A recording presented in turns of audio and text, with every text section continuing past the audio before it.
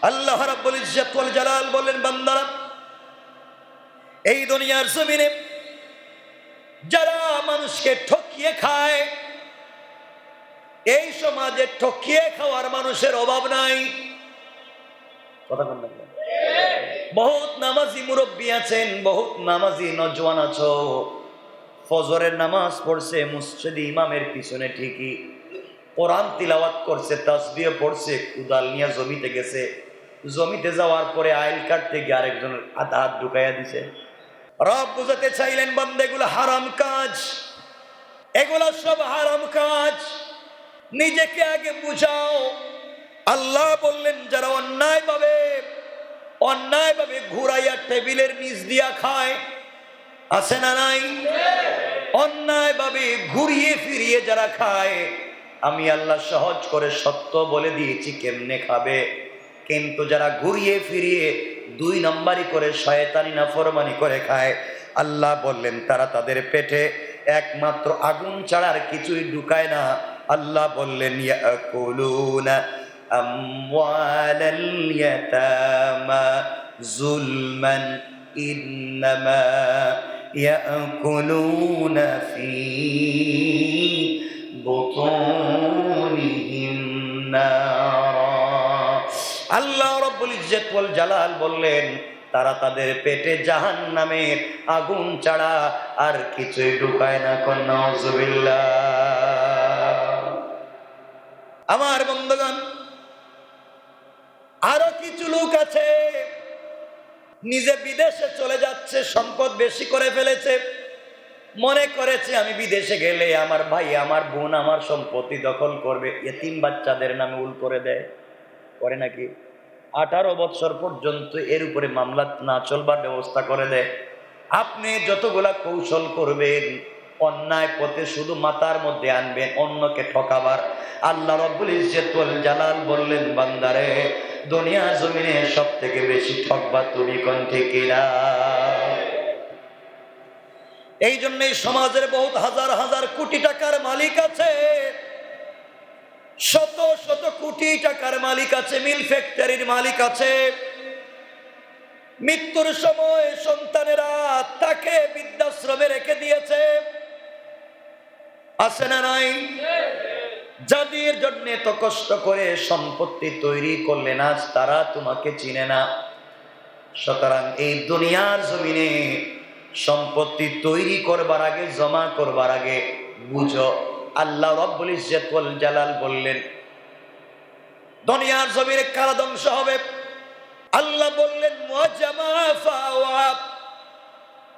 দুনিয়ার জমিনে যারা সম্পত্তি জমা করে আর পুঞ্জীভূত করে, শুধু বাড়ায়, সম্পত্তি জমা করে আর বাড়ায়, আল্লাহ বললেন তারা জাহান্নামে যাবে। কোন জায়গায় যাবে? কোরআনে কারীমের 30 নম্বর পারা সূরা হুমাযায় বললেন, আল্লাযী জামাআ মালাহু ওয়া আদ্দাদা। যারা সম্পত্তি জমা করে আর গণনা করে, যারা সম্পত্তি জমা করে আর বাড়াইতে থাকে, আল্লাহ বললেন তাদের এই সম্পত্তির ভিতরে সরিষার দানা পরিমাণ যদি হারাম ঢুকে যায়, বান্দা কখনো জান্নাতে যেতে পারবে না। কথা কি বুঝলেন আমার? এজন্য আপনি আমি যা সম্পত্তি করি, ও ভাই, সম্পদ যদি না থাকে আপত্তি নাই, কিন্তু সম্পত্তি যদি হয় গুনাহ নাই। হালাল পথে সম্পত্তি করো, হালাল পথে সম্পদশালী যারা, তারাও তো রাসূলের সঙ্গে জান্নাতে যাবে। শুধু যে সম্পত্তি হয়ে গেছে জাহান্নামে যাবে তা না, রব বলেছেন তারা যদি সম্পত্তিকে ঠিক মতো সম্পত্তিকে বুঝিয়ে দিতে পারে, সম্পত্তি হালাল পথে জমা করে আর যার যতটুকু হক আছে পৌঁছে দেয়, আল্লাহ রাব্বুল ইজ্জত ওয়াল জালাল বললেন, লান তানালুল বিররা হাত্তা তুনফিকু মিম্মা তুহিব্বুন। আল্লাহ রাব্বুল ইজ্জত ওয়াল জালাল বললেন, আমি আল্লাহ যাদেরকে সম্পদশালী বানিয়েছি, তারা যদি তাদের প্রিয় সম্পদ থেকে আমার রাস্তায় দান না করে, তারা আমার প্রিয় হতে পারবে না। আর যারা দান করে দিল তারা আমার কাছে পয়গম্বর সুলাইমানের মতো সম্মানী হয়ে গেল, আর রাসূলের পক্ষের সাহাবী হযরত ওসমানের মতো সম্মানী হয়ে গেল। কোন সুবহানাল্লাহ। ওসমানের সম্পত্তি কম ছিল, বেশি ছিল? আব্দুর রহমান ইবনে আউফ একজন সাহাবী, আরেকজন সাহাবী সাঈদ ইবনে আব্দুর রহমান, তাদের এত বেশি সম্পত্তি ছিল, মারা যাওয়ার পরে তাদের স্বর্ণের টাকার কুড়াল দিয়ে কাটতে, কুড়াল তো চিনেন, কুড়াল বুতা হয়ে যেত, কিন্তু সম্পত্তি শেষ হতো না। এত সম্পত্তি ছিল তাদের। সম্পত্তি নিয়ে কি করছে? তারা টাকা দিয়ে জান্নাত কিনছেন, তারা সম্পত্তি দিয়ে জান্নাত কিনছেন, রবের রাস্তা দান করে দিয়েছেন, জান্নাত কিনে ফেলছেন। আর আমরা টাকা হলে জাহান্নাম কিনি। কথা বলেন না কেন? আজকালকে যাত্রা গানের সভাপতি যে তাফসীর মাহফিলের সভাপতি সে। আমার আশ্চর্যের আফসোস হয়, আমার তো এমন আশ্চর্যের আফসোস হচ্ছে, আমার যদি সুযোগ থাকতো যে কথাগুলো যদি বাদ দিয়ে যদি বাঁচতে পারতাম তাহলে বাদ দিয়ে দিতাম, আল্লাহর কাছে ধরা পড়ে যাব। আল্লাহ বলবেন কি রে, কথা বলা বাদ দিয়ে দিলে কেন?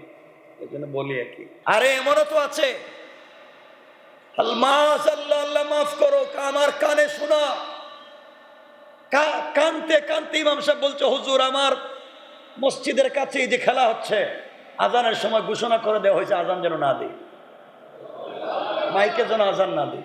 আল্লাহর ডাক, আল্লাহর আহ্বান বন্ধ করে দিচ্ছে খেলার জন্য। এখানে খেলা হচ্ছে, আজান মাইকে দেওয়া যাবে না। নাউজুবিল্লাহ বলে। আর কোন জায়গায় গেলে অধপতন হবে দিনে, আর কোথায় গিয়ে পৌঁছে গেছে? আপনারা কি চিন্তা করতেছেন বিষয়গুলো?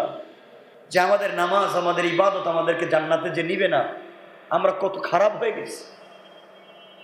এই জন্য মনে রাখবেন, আল্লাহকে ওয়াস্তে দুনিয়া যেখানে যাক, কে কি করলো আমাদের যায় আসে না। ইসলাম, কোরআন, সুন্নাহ ব্যতি রেখে কোন পন্থা এই সমাজের শান্তির পন্থা হতে পারে না।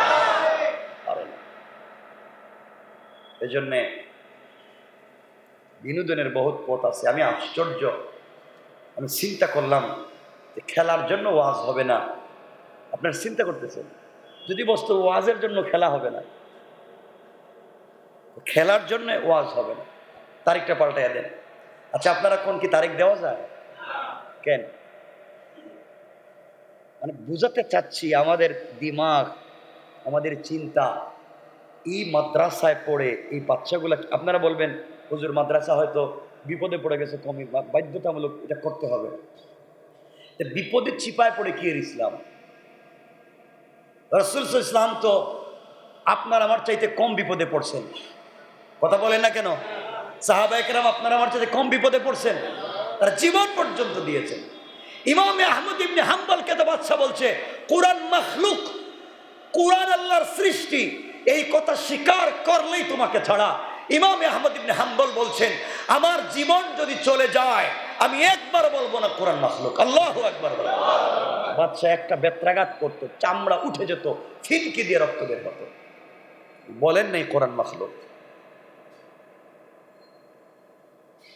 এভাবে দিন আসছে। সুতরাং আল্লাহর ওয়াস্তে আমরা দিন শিখবো, বলেন ইনশাআল্লাহ, বলেন ইনশাআল্লাহ। সম্পত্তি বন্টনের ইসলামিক নীতিমালা বর্ণনা করতেছেন, তা আমরা ফলো করতে পারি, আমরা ইসলামিক বিধানগুলো জানবার চেষ্টা করতে পারি। আজকে আমরা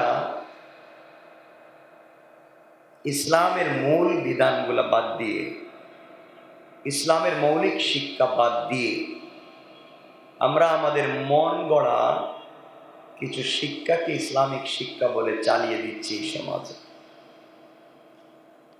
আমাদের মন গড়া চলাফেরা করি এবং সেটাকে ইসলাম বানাবার চেষ্টা করি। আমরা কোনো ভুল করি, ভুল করার পরে সেই ভুলকে ঠিক করার জন্য আরো ভুল করি। বুঝতে পারলাম? মানে আমরা মিথ্যা কথা বলি, আর এই মিথ্যাকে সত্য প্রমাণ করবার জন্য আরো হাজারটা মিথ্যা বলি। এটা কি সমাজে নাই? আচ্ছা, এজন্যে সত্য সব সময় সত্য। আপনি মানলেও সত্য, আপনি না মানলেও সত্য। ইসলাম সব সময় জয়লাভ করবে, বিজয় অর্জন করবে। আপনি সাথে থাকলেও, সাথে না থাকলেও ইসলাম জয়লাভ করবে সব সময়, সকল জায়গায়। হয়তো আপনাকে নিয়ে, না হয় আপনাকে ছাড়া, কিন্তু ইসলাম সব সময় মৌলিক, ইসলাম সব সময় সৃজনশীল, ইসলাম সব সময় আধুনিক, ইসলামই সব সময় পরিশুদ্ধ সংবিধান, জীবন ব্যবস্থার নাম। আজকালকে আমরা যে ভুল করি, ভুলকে ভুল বলি না। আজকালকে আপনারা জানেন, আমি কথাগুলো কখনো এভাবে বলি না, বা আমি বলতে চাই না। আমি সবসময় কথা বলি, কোরআনে যা আছে এই আয়াতে পড়ি, একটু অনুবাদ করি, এরপরে হালকা তাফসীর করি, আয়াত সামনে আসলে কথা বলি। এক্সট্রা কথা বলা, সময় নষ্ট করা, এগুলো আমাকে দিয়ে হবে না। কারণ আমি এটা বিশ্বাস করি, পৃথিবীর সব থেকে দামি জিনিসের নাম হচ্ছে সময়, হায়াত, জীবন।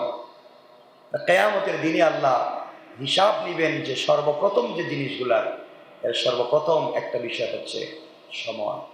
বলো না আমার সময় কোথায় ব্যয় করেছে।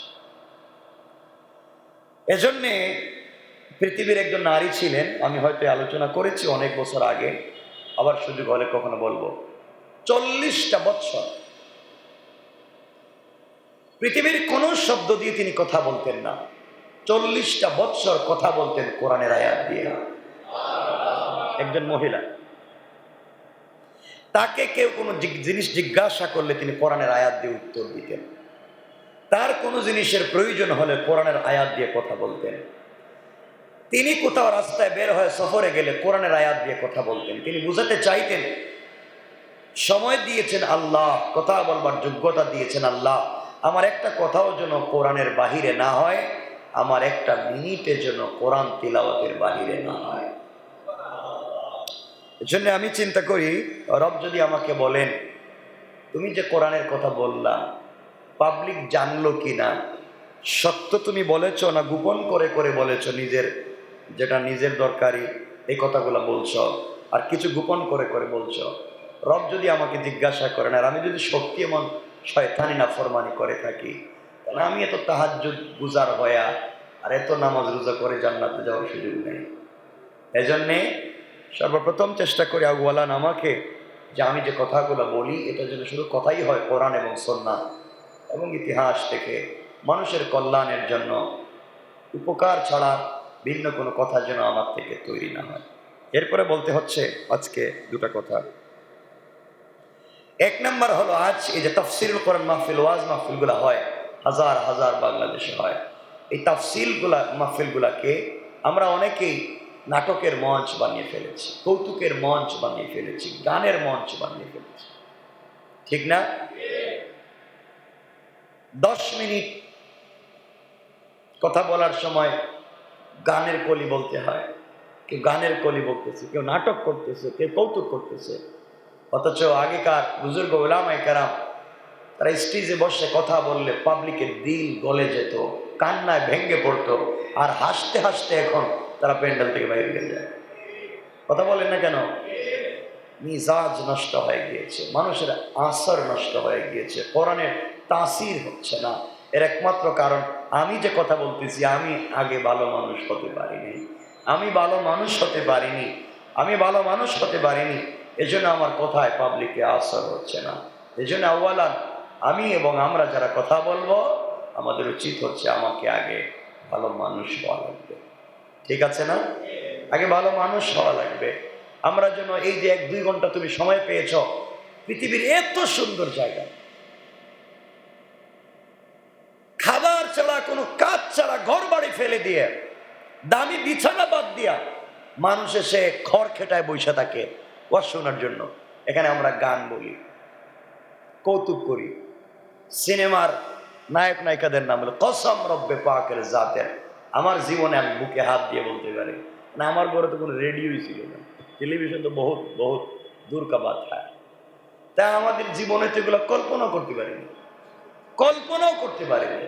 খেলাধুলা, গান, কৌতুক, নাটক, সিনেমা, এগুলো চিন্তাও করতে পারেনি। আর আজকাল কি স্টেজে উঠে কোন কোন গায়কের বাড়ি কোথায়, বাচ্চা কয়টা, বিয়ে করছে কয়টা, বিয়ের আগে বাচ্চা হয়েছে কয়টা, ওরে আল্লাহ সিরিয়াল বলতে বলতে মনে হয় তাফসীর শুরু করছিল। এগুলো আছে না নাই বলেন? কি হচ্ছে সমাজে? আমি তাফসীরের কথা বলছি। কি হয়ে গেল আমাদের তাফসীর মাহফিলগুলো? আগেকার মানুষ শান্তি পেত না, শান্তির জন্য ওয়াজে যেত, শান্তির জন্য মসজিদে আসতো। এখানে আসলেই রবের রাসূল তো বলেছেন, আলাইকুম বিমুজালাসাতিল উলামা, তোমরা উলামায়ে কেরামের মজলিসে বসো। এটা আমি রাসূলের মজলিস, তাদের চেহারার দিকে তাকাও। তোমরা আমি রাসূলের চেহারার দিকে তাকালে যেমন সগীরা গুনাহ মাফ, আমার উলামায়ে কেরামের মজলিসে বসে তাদের চেহারার দিকে তাকালেও সগীরা গুনাহ মাফ হয়ে যায়। এটাই তো ছিল সুন্নাহ, এটাই তো ছিল দ্বীন। আমরা বহুত খারাপ হয়ে গিয়েছি। এজন্য আমার জন্য দোয়া করবেন, আমিও যেন ভালো মানুষ হইতে পারি। তো আজকে ওয়াজের মঞ্চগুলাকে নাটক, কৌতুক, সিনেমা এগুলা বানিয়ে ফেলেছি, ভুয়া কথা বলে সময় নষ্ট করি। ইভেন এখন কর্তৃপক্ষ তো খারাপ হয়ে গেছে। ওরা ওয়াজে এখন এমন হয়েছে, ওয়াজে বিভিন্ন নেতাদেরকে বক্তৃতার সুযোগ দেওয়া হয়, এরা এসে হুজুরের ওয়াজ বাদ দিয়ে এরা বক্তৃতা করে। কথা বলেন না? আর এমন বক্তৃতা করে দেখা যায় যারা এতক্ষণ ওয়াজ শুনে সুবহানাল্লাহ বলছে, নেতার বক্তৃতা শুনে হাততালি দিচ্ছে না। কি হইল? ওয়াজের কাজটা হইল। আর এখন তো আমি নিজেও, আমি জীবনে কল্পনা করি না, এখন দেখি ওয়াজে অতিথি করা হয় মহিলাদেরকে, মহিলারা এসে বক্তৃতা করে ওয়াজে, মহিলারাও এসে ওয়াজে বক্তৃতা করতেছে, বিসমিল্লাহ কইয়া ওয়াজ নসিহত করতেছে। আপনারা বলেন, পুরুষদের মজলিসে মহিলারা কথা বলা হালাল না হারাম? জায়েজ না না জায়েজ? ইসলাম কি কখনো সাপোর্ট দিয়েছে এটা? ইসলাম বলেছে নারীর কথাগুলাও পর্দা, নারীর বয়সও পর্দা, প্রয়োজন ব্যতি রেখে তারা কথা বলতে পারবে না মানুষের সামনে, পুরুষের সামনে।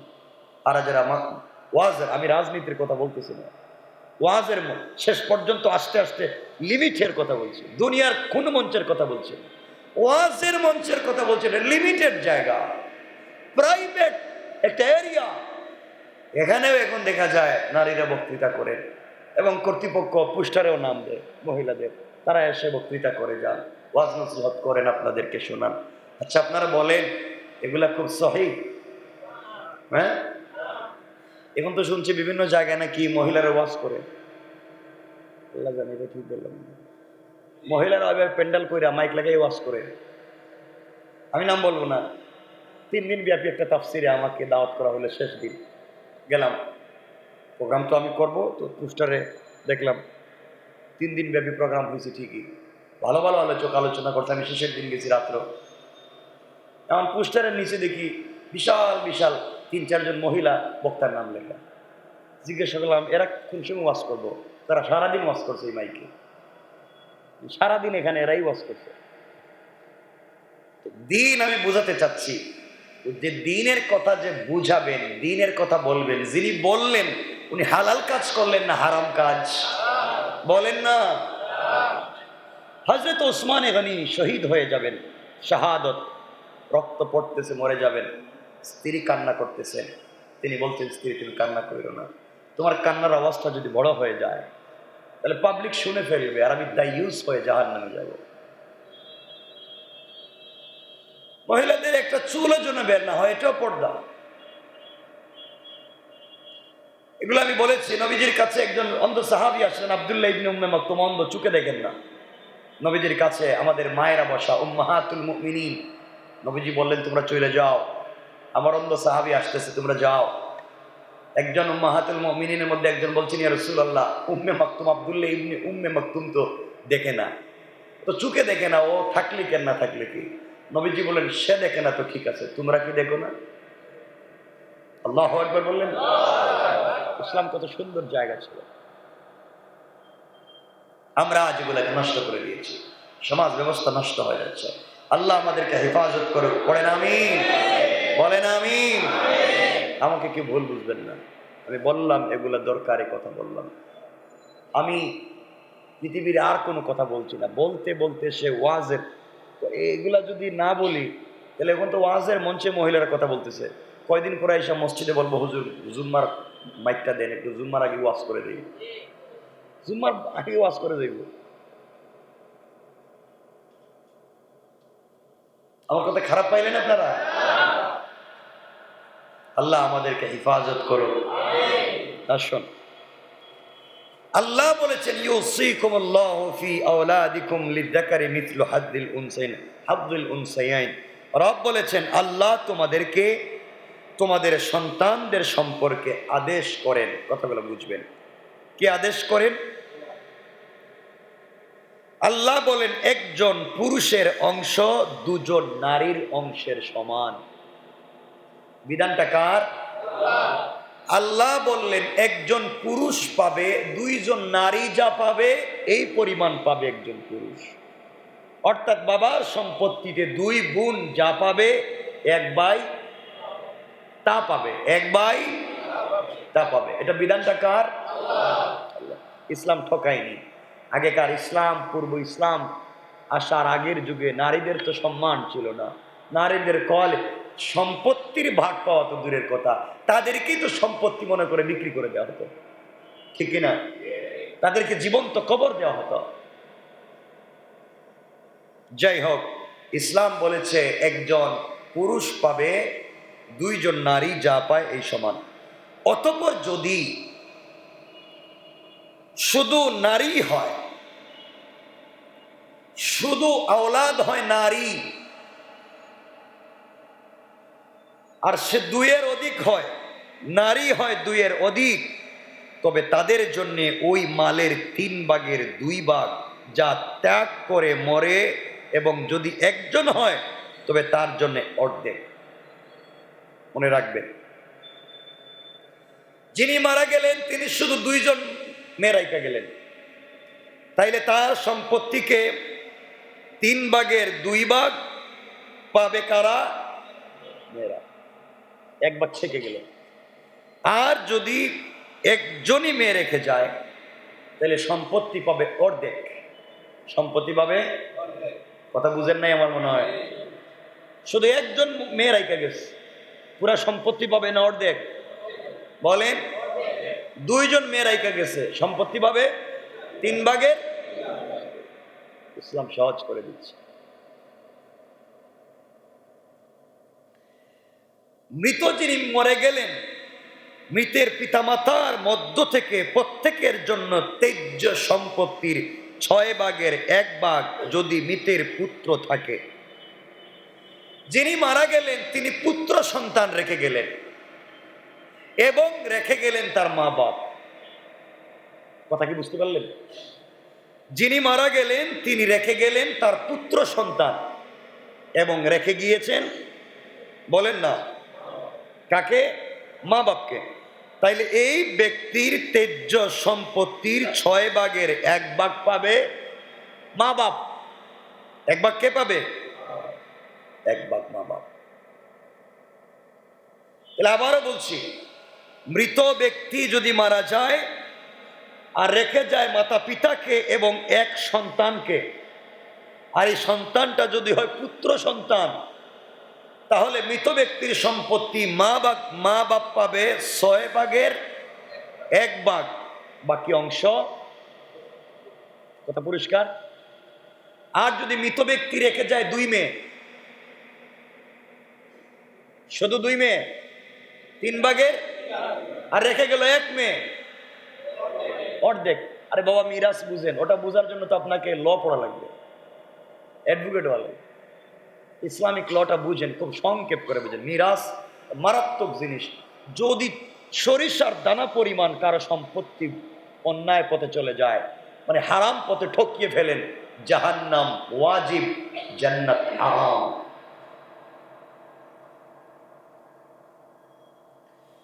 যদি যিনি মারা গেলেন পুত্র না থাকে, পিতা মাতাই ওয়ারিশ হয়, তবে মাতা পাবে 3 ভাগের 1 ভাগ। যিনি মারা গেলেন তিনি কোনো পুত্র সন্তান রেখে যেতে পারলেন না, রেখে গেছেন শুধু মা বাপ। তাহলে মা পাবেন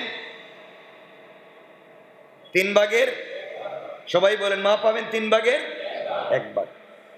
এরপরে যদি মৃতের কয়েকজন ভাই থাকে, ভাই মরে গেছে, ভাই রেখে গেছে, হয় না এটা, ভাই থাকে, তবে তার মাতা পাবে 6/1 ওসিয়তের পর, যা করে মরেছে কিংবা ঋণ পরিশোধের পর।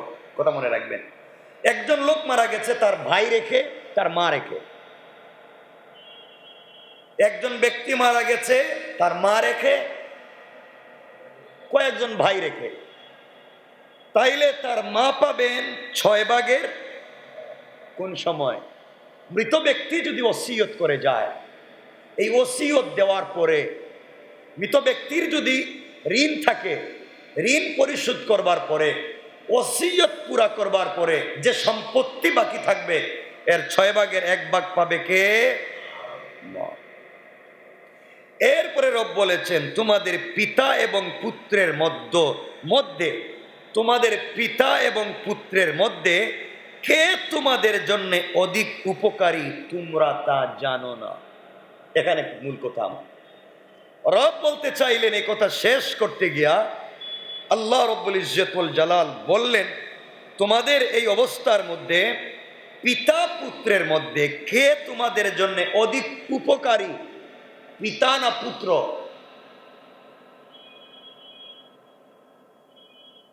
কি বলতে পারলেন না? দরকার নেই, আপনাদের জিজ্ঞেস দিচ্ছি, আবার কোনটা বইলা ফেলান আর ভুল হয়ে যাবে, এটাও আরেকটা ঝামেলা। করবেন না, আমি ভুল বলে ফেলছি, আমি বলতেছি, আমি আস্তে আস্তে করে কথাগুলো বলতেছি। তাহলে যদি রব বুঝাতে চাইলেন পিতা পুত্রের মধ্যে কে তোমাদের মধ্যে অধিক উপকারী, তোমরা তা জানো না, আল্লাহ বলছেন এটা আল্লাহ কর্তৃক নির্ধারিত অংশ, নিশ্চয় আল্লাহ সর্বজ্ঞ এবং সকল রহস্যবিদ। আল্লাহ বুঝাতে চাইলেন তোমাদের কোন জিনিস উপকারী, আর এই সম্পত্তি বন্টনের এই বিধিবিধানকে আমি রব কেন দিয়ে একটা রহস্য রেখে দিয়েছি, এটা কে জানেন? আল্লাহ। তাহলে এখন আসেন তো, রব বুঝাতে চাইলেন এখানে সম্পত্তি রেখে যদি কেউ মারা যায়, তাইলে ভাই মারা গেলে, আজকালকে দেখা যায় অনেকেই ভাই মারা গিয়েছে, ভাই বাকি আছে, আরো ভাই আছে, যে ভাই মারা গিয়েছে তার 2টা মেয়ে আছে অথবা 1 মেয়ে আছে, মারা যাওয়ার আগে সব সম্পত্তি মেয়েদের নামে দিয়ে যায়, পুরোটা লিখে দিয়ে যায়। আছে না? এটা অন্যায়, ইসলামিক ভাষায় অন্যায় যদি আপনার ভাই থেকে থাকে, কারণ আপনার ভাই এই সম্পত্তির একটা অংশের মালিক। আপনি ভাইকে ঠকিয়ে নিজের মেয়েকে দিয়েছেন, বুঝাইতে পারলাম? এগুলা নাই নাকি সমাজে? না, এটাই বেশি। ভাই মারা গিয়েছে, ভাইয়ের মেয়ে আছে, যাওয়ার আগে সব সম্পত্তি ভাইয়ের মেয়ের নামে লিখে দিয়ে যায়। এমনও নিমক হারাম ভাই আছে, মারা যাওয়ার সময় তার ছেলেও নাই, মেয়েও নাই, বউ আছে, সব সম্পত্তি বউর নামে লিখে দিয়ে যায়। কথা বলেন না কেন? অথচ তার মৃত্যুর সাথে সাথে বউর সাথে সম্পর্ক শেষ, তার মৃত্যুর সাথে সাথে বউর সাথে সম্পর্ক শেষ, অথচ তার বাবা, অথচ তার ভাই বোনের সাথে সম্পর্ক কোনোদিনও শেষ হবে না। ভাই বোনকে দেয় না। এমন তাহাজ্জুদওয়ালা বুজুর্গ আছেন না, আল্লাহওয়ালা, এমন বলতেছে। আমার কথা কি খারাপ লাগতেছে? এজন্য আল্লাহর ওয়াস্তে সম্পত্তি বুঝেন কাকে কেমনে দিবেন। অনেকেই আছেন আবার সম্পত্তি বন্টন করতে গিয়া ছেলেদেরকে ঠিক মতো দেন, মেয়েদেরকে কিছু নগদ টাকা দিয়ে দেন, এই যে তোমাকে 50,000 টাকা দিলাম, তুমি যাবে। করেন না? হারাম। ছেলে যেখানে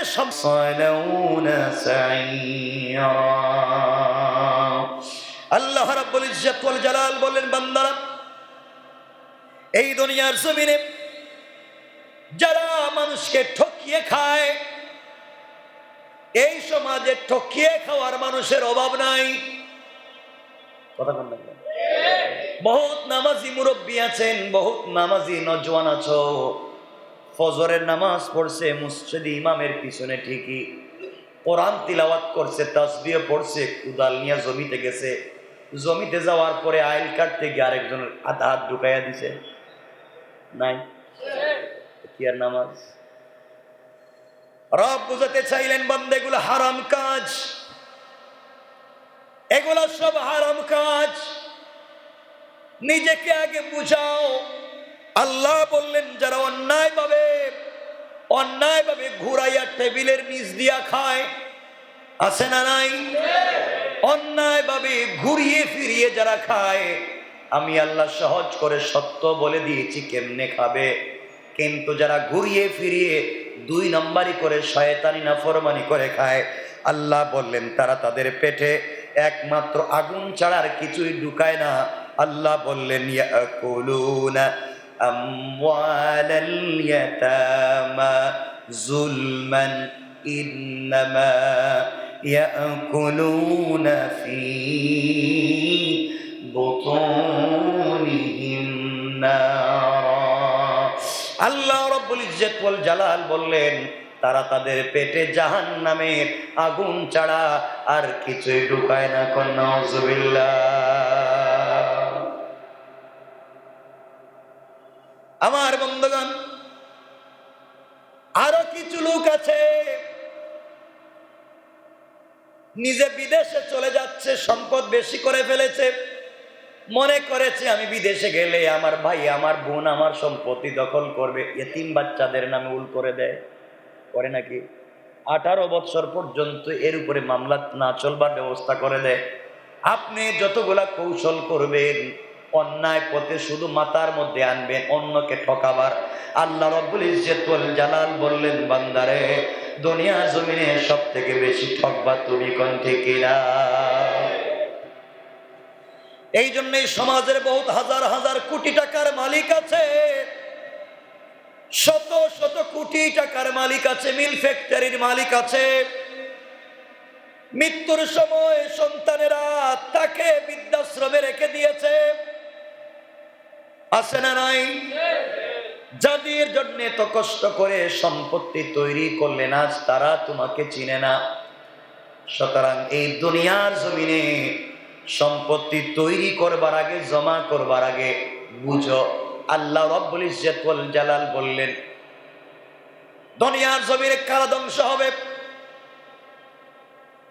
আল্লাহ বললেন মুআজ্জামা ফাওয়া, দুনিয়ার জমিনে যারা সম্পত্তি জমা করে আর পুঞ্জীভূত করে, শুধু বাড়ায়, সম্পত্তি জমা করে আর বাড়ায়, আল্লাহ বললেন তারা জাহান্নামে যাবে। কোন জায়গায় যাবে? কোরআনে কারীমের 30 নম্বর পারা সূরা হুমাযায় বললেন আল্লাযী জামাআ মালাহু ওয়া আদ্দাদা, যারা সম্পত্তি জমা করে আর গণনা করে, যারা সম্পত্তি জমা করে আর বাড়াইতে থাকে, আল্লাহ বললেন তাদের এই সম্পত্তির ভিতরে সরিষার দানা পরিমাণ যদি হারাম ঢুকে যায় বান্দা কখনো জান্নাতে যেতে পারবে না। কথা কি বুঝলেন আমার? এজন্য আপনি আমি যা সম্পত্তি করি, ও ভাই সম্পদ যদি না থাকে আপত্তি নাই, কিন্তু সম্পত্তি যদি হয় গুনাহ নাই। হালাল পথে সম্পত্তি করো, হালাল পথে সম্পদশালী যারা তারাও তো রাসূলের সঙ্গে জান্নাতে যাবে। শুধু যে সম্পত্তি হয়ে গেছে জাহান্নামে যাবে তা না, রব বলেছেন তারা যদি সম্পত্তিকে ঠিক মতো সম্পত্তিকে বুঝিয়ে দিতে পারে, সম্পত্তি হালাল পথে জমা করে আর যার যতটুকু হক আছে পৌঁছে দেয়, আল্লাহ রাব্বুল ইজ্জত ওয়াল জালাল বললেন লান তানালুল বিররা হাত্তা তুনফিকু মিম্মা তুহিব্বুন। আল্লাহ রাব্বুল ইজ্জত ওয়াল জালাল বললেন আমি আল্লাহ যাদেরকে সম্পদশালী বানিয়েছি তারা যদি তাদের প্রিয় সম্পদ থেকে আমার রাস্তায় দান না করে তারা আমার প্রিয় হতে পারবে না। আর যারা দান করে দিল তারা আমার কাছে পয়গম্বর সুলাইমানের মতো সম্মানী হয়ে গেল, আর রাসূলের পকের সাহাবী হযরত ওসমানের মতো সম্মানী হয়ে গেল। কোন সুবহানাল্লাহ। ওসমানের সম্পত্তি কম ছিল, বেশি ছিল? আব্দুর রহমান ইবনে আউফ একজন সাহাবী, আরেকজন সাহাবী সাঈদ ইবনে আব্দুর রহমান, তাদের এত বেশি সম্পত্তি ছিল, মারা যাওয়ার পরে তাদের স্বর্ণের টাকার কুড়াল দিয়ে কাটতে, কুড়াল তো চিনেন, কুড়াল বুতা হয়ে যেত, কিন্তু সম্পত্তি শেষ হতো না। এত সম্পত্তি ছিল তাদের। সম্পত্তি নিয়ে কি করছে? তারা টাকা দিয়ে জান্নাত কিনছেন, তারা সম্পত্তি দিয়ে জান্নাত কিনছেন, রঙের রাস্তা দান করে দিয়েছেন, জান্নাত কিনে ফেলছেন। আর আমরা টাকা হলে জাহান্নাম কিনি। কথা বলেন না কেন? আজকালকে যাত্রা গানের সভাপতি যে তাফসীর মাহফিলের সভাপতি সে। আমার আশ্চর্য আফসোস হয়, আমার তো এমন আশ্চর্য আফসোস হচ্ছে, আমার যদি সুযোগ থাকতো যে কথাগুলো যদি বাদ দিয়ে যদি বাঁচতে পারতাম তাহলে বাদ দিয়ে দিতাম, আল্লাহর কাছে ধরা পড়ে যাব। আল্লাহ বলবেন কি রে, কথা বলা বাদ দিয়ে দিলে কেন? এই জন্য বলি আর কি, আফসোসের কথা। এই যে 18 তারিখ, এই তো 18 তারিখ না বিশ্বকাপ ফাইনাল? 18 তারিখ আমি কেমনে জানলাম? দেখেন, আমার 3টা প্রোগ্রাম ছিল 18, 2টা দাওরায় হাদিস মাদ্রাসার প্রোগ্রাম। 18 তারিখ আমার টেলিফোন দিয়ে বলছে, হুজুর ওয়াজ তো করা যাবে না মনে হয়। সমস্যা কোন জায়গায়? তো হুজুর এদিন তো খেলা, খেলার সাথে তোমার ওয়াজের সম্পর্ক কি? খেলার সাথে তোমার ওয়াজের সমস্যা কি? তোমার প্রোগ্রামে যারা আসবে তারা তো খেলাধুলার জন্য আসবে না, খেলতে মাসার জন্য আসবে, লাহুয়াল হাদিসের জন্য আসবে না, দিন শিখতে আসবে। হুজুর যারা সভাপতি আর প্রধান অতিথি বানাইছে এরা কেউ আইতো না, এরা কইছে আমরা থাকতাম না। যে বেচারা বিশ্বকাপ খেলার দিন খেলা দেখবার জন্য ওয়াজের মজলিসে সভাপতি হয়েও যাইতে চায় না, এদেরকে তো রাস্তাঘাটে রিক্সার ড্রাইভারের রিক্সা গাড়ি চালাইবার মতো সম্মান দেওয়া যায় না, ঠিক কিনা বলেন? ভ্যান চালাইবার সম্মান দেওয়া যায়, ইজ্জত আর কোয়ালিটি সমাজে দেয়। কোন লজ্জায়, কোন বিবেকে এদেরকে সভাপতি বানানো হয়, এদেরকে প্রধান অতিথি বানানো হয়? আমি বোঝাতে চাচ্ছি আমাদের দিনটা গেল কই, আমাদের ইসলামটা কোন জায়গায় গিয়ে পড়ছে চিন্তা করার জন্য বলতেছি। কোন জায়গায় গিয়ে পড়ছে? আরে এমনও তো আছে, আল্লাহ মাফ করো, আমার কানে শোনা,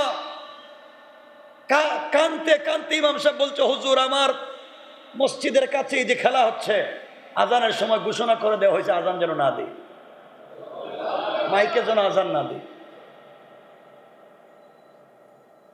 আল্লাহর ডাক, আল্লাহর আহ্বান বন্ধ করে দিচ্ছে খেলার জন্য। এখানে খেলা হচ্ছে, আজান মাইকে দেওয়া যাবে না, নাউজুবিল্লাহ বলে। আর কোন জায়গায় গেলে অধপতন হবে দিনে, আর কোথায় গিয়ে পৌঁছে গেছে? আপনারা কি চিন্তা করতেছেন বিষয়গুলো? যে আমাদের নামাজ, আমাদের ইবাদত আমাদেরকে জান্নাতে যে নিবে না, আমরা কত খারাপ হয়ে গেছি। এই জন্য মনে রাখবেন, আল্লাহকে ওয়াস্তে দুনিয়া যেখানে যাক, কে কি করলো আমাদের যায় আসে না। ইসলাম, কোরআন, সুন্নাহ ব্যতি রেখে কোন পন্থা এই সমাজের শান্তির পন্থা হতে পারে না। এই জন্য বিনোদনের বহুত পথ আছে। আমি আশ্চর্য, আমি চিন্তা করলাম যে খেলার জন্য ওয়াজ হবে না। আপনারা চিন্তা করতেছেন, যদি বস্তু ওয়াজের জন্য খেলা হবে না, খেলার জন্য ওয়াজ হবে না, তারিখটা পাল্টাইয়া দেন। আচ্ছা, আপনারা কোন কি তারিখ দেওয়া যায়? কেন? মানে বুঝাতে চাচ্ছি, আমাদের দিমাগ, আমাদের চিন্তা এই মাদ্রাসায় পড়ে এই বাচ্চাগুলা। আপনারা বলবেন, হুজুর মাদ্রাসা হয়তো বিপদে পড়ে গেছে, কমই বাধ্যতামূলক এটা করতে হবে। বিপদের চিপায় পড়ে কি এর ইসলাম? রাসূল সাল্লাল্লাহু আলাইহি ওয়াসাল্লাম তো আপনার আমার চাইতে কম বিপদে পড়ছেন, কথা বলেন না কেন? সাহাবায়ে কেরাম আপনার আমার চাইতে কম বিপদে পড়ছেন, তারা জীবন পর্যন্ত দিয়েছেন। ইমাম আহমদ ইবনে হাম্বলকে তো বাদশা বলছে কোরআন মাখলুক, কোরআন আল্লাহর সৃষ্টি, এই কথা স্বীকার করলেই তোমাকে ছাড়া। ইমাম আহমদ ইবনে হাম্বল বলছেন, আমার জীবন যদি চলে যায় আমি একবার বলবো না কোরআন মাখলুক। আল্লাহু আকবার। বাদশা একটা বেত্রাঘাত করতো, চামড়া উঠে যেত, ফিনকি দিয়ে রক্ত বের হতো, বলেন নাই কোরআন মাখলুক। এভাবে দিন আসছে। সুতরাং আল্লাহর ওয়াস্তে আমরা দিন শিখব, বলেন ইনশাআল্লাহ, বলেন ইনশাআল্লাহ। আজকে কথা এতটুকু থাকুক। আমি বলতে চাইলাম আমরা ফিতনা করব না সমাজে, হারাম কাজ করব না সমাজে, অশ্লীল কাজ করব না সমাজে। দুহাত জোড় করে বলছি, বাবা আমল কম করো, বেশি দরকার নেই, আমল কম করো, একেবারে কম করো, তাও সহিভাবে করো, ইখলাসের সাথে করো, সহিভাবে করো। 1,00,000 টাকা দান করতে বলছি, 1 টাকাই দেও, ইখলাসের সাথে দেও। কারো সাথে তুমি উপকার করতে পারতেছো না, ক্ষতি করবার চিন্তা করো না, এটাই তো সওয়াবের কাজ। আমল কম হোক, ফ্রেশ আমল হোক। আখলিস দীনাকা ইয়াকফিকাল আমালুল কালিল। অল্প আমলই নাজাতের জন্য যথেষ্ট, যদি হয় তা ইখলাস পূর্ণ, নির্ভেজাল। ঠিক আছে তো ইনশাআল্লাহ, নির্ভেজাল। দেখবেন কত লোক গুনাহ করতে করতে কল্প কালো হয়ে গেছে, সে জান্নাতি, আর আপনি নামাজ পড়তে পড়তে জাহান্নামী। কারণ আপনার নামাজে ছিল অহংকার, আপনার নামাজে ছিল রিয়া, আপনার নামাজে ছিল লোক দেখানো, আপনার ইবাদতে ছিল লোক দেখানো। আরো গুনাহ করছে, ভয় পেয়ে গেছে, রব মাফ করে দিয়েছেন। সুবহানাল্লাহ।